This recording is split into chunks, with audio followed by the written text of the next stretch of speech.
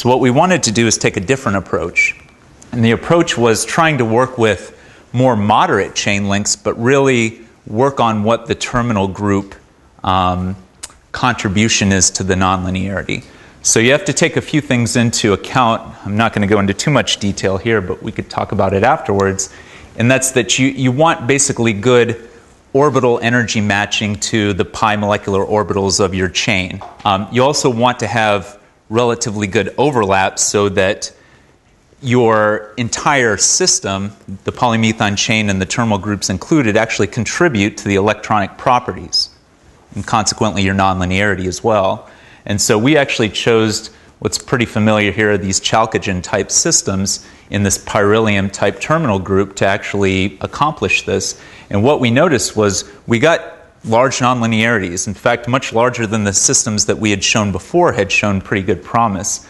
But what was really interesting was the fact that if you can plot out this, if you want this 2-photon figure of merit as a function of wavelength here, and you can see the highlighted region is that sweet spot, that telecom region there, you can see that the figures of merit for these systems are easily a factor of 10 greater than that system that we showed before. They're about, a factor of 100 or something. So they're an order of magnitude greater than what's necessary to actually do all optical switching. You can actually see the DOB signing here is listed here, and you can see it just barely misses the cutoff for doing these 2-photon figure of merits.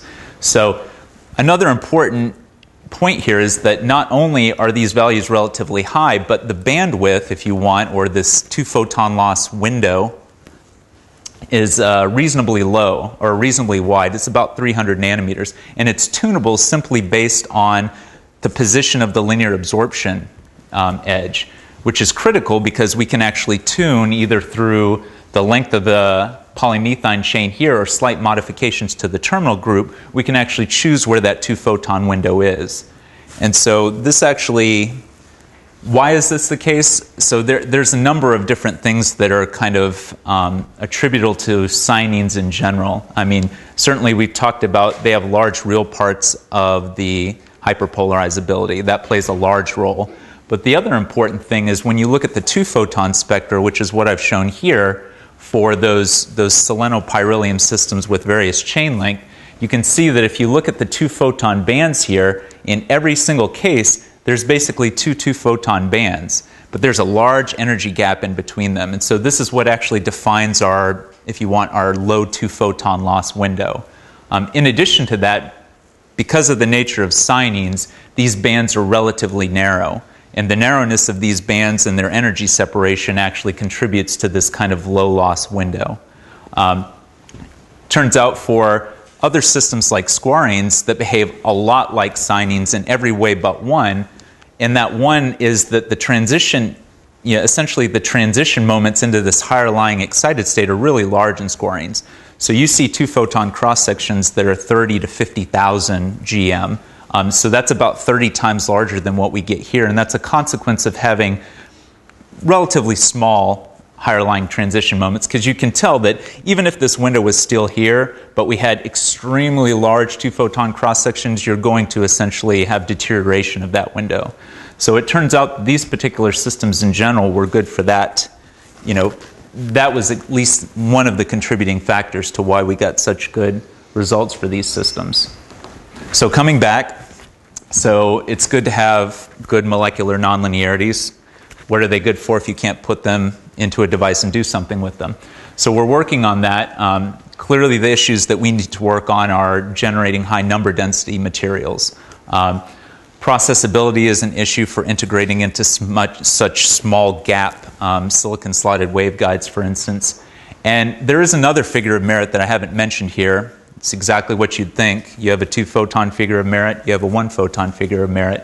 So you have the nonlinearity here, and in the denominator you have linear optical losses, which includes scattering losses and intrinsic linear losses.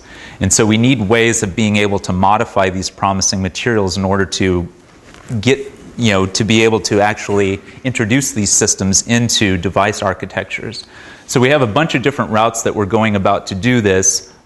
It turns out that simply by modifying this, if you want this, this counter ion that really has no impact whatsoever in the overall nonlinearity, at least in dilute solution. By modifying this counter ion, when you introduce this into solid state, you get pretty large differences in the linear and nonlinear optical properties in the solid state. So we're working on this. We're actually working on, as you can see, kind of adding first and second generation dendrons to these particular systems to allow isolation of these systems and hopefully, if not minimize, but control the interaction in this solid state. And we're actually looking at other systems where you actually use similar types of cyanines as their counter ion. So hopefully, you know, maybe you can gain something in terms of, instead of using some nonlinear innocent counter ion, you can use something that actually has a nonlinearity. And because they're compatible, hopefully you can get some benefits in terms of looking at the types of properties that we need to integrate these things into devices. So we've had a lot of people that have helped out, specifically Seth Martyr's group, Alex Jen's group. We've done some theory as well that I didn't talk too much about today, and certainly integration into devices is going to be critical. It's kind of the next step, and you've already seen some examples before that we've already had success with some of these other cyanines that maybe weren't so promising, but we've been able to actually develop their processability to integrate them.